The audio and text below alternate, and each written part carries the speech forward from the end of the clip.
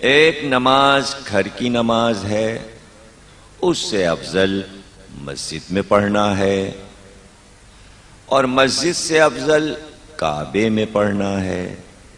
کعبے میں اگر نماز پڑھی تو کیا کہنا؟ اللہ کے گھر میں نماز پڑھی۔ نماز پڑھنے والا کعبے میں نماز پڑھ رہا تھا، ایک تو کعبے میں پڑھ رہا تھا، پھر خضوع اور خشوع کے ساتھ پڑھ رہا تھا، فصاحت اور بلاغت کے ساتھ تلاوت بھی کر رہا تھا۔ مولا علی نماز دیکھ رہے تھے۔ جب وہ نماز پڑھ چکا تو بلایا، کہا یہ جو کچھ تو نے عمل ابھی کیا، دیکھیں نماز لفظ تو حضرت علی بول ہی نہیں سکتے، اس لیے کہ نماز تو بعد میں لفظ آیا ہے، یہ فارسی کا لفظ ہے۔ قرآن میں نماز کو صلاۃ کہتے ہیں، صلاتی۔ نماز تو ایران سے آیا، سلمان فارسی چونکہ فارسی بولتے تھے تو وہ ترجمہ کر کے کہنے لگے نماز، تو اب سارے مسلمان صلاۃ کو نماز کہتے ہیں۔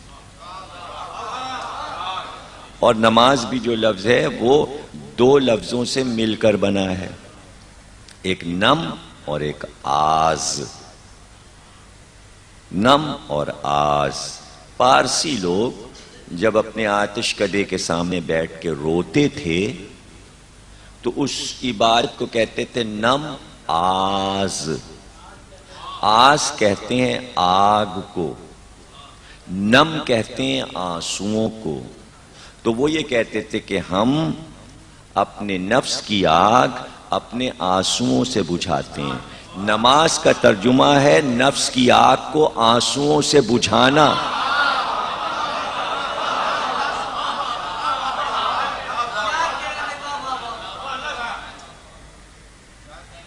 اسی طرح لفظ روزہ بھی آ گیا، قرآن میں نہیں ہے، لیکن نہ نماز قرآن میں ہے نہ روزہ۔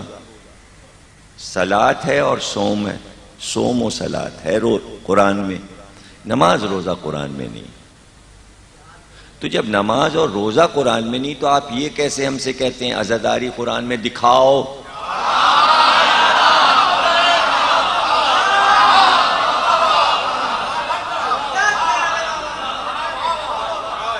آپ کو معلوم ہوگا کہ عید کی نماز میں اقامت نہیں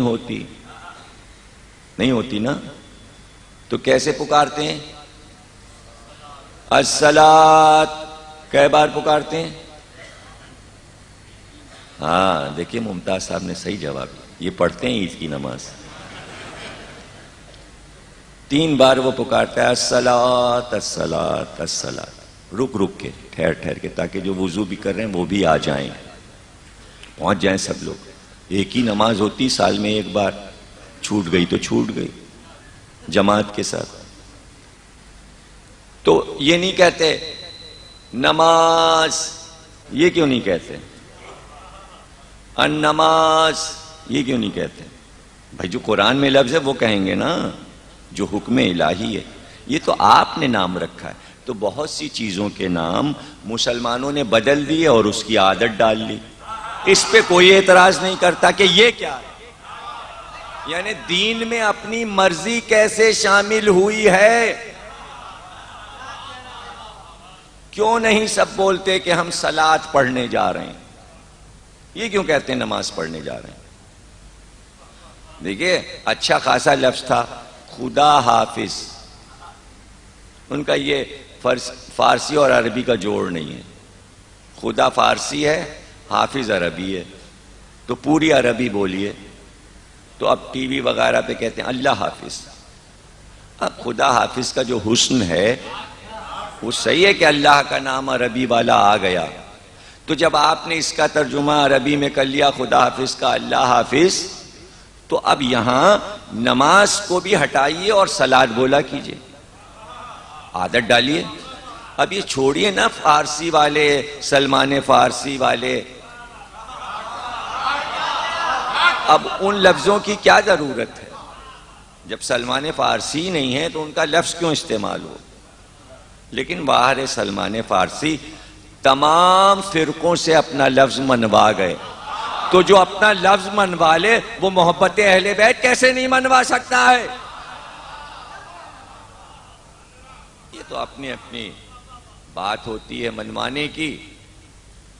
تو نماز تو نہیں کہا ہوگا حضرت علی نے، صلاۃ کہا ہوگا.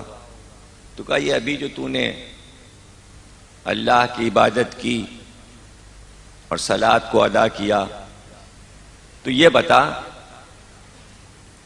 اس کی تعویل سے واقف ہے؟ اس نے کہا کیا نماز کی بھی تعویل ہے؟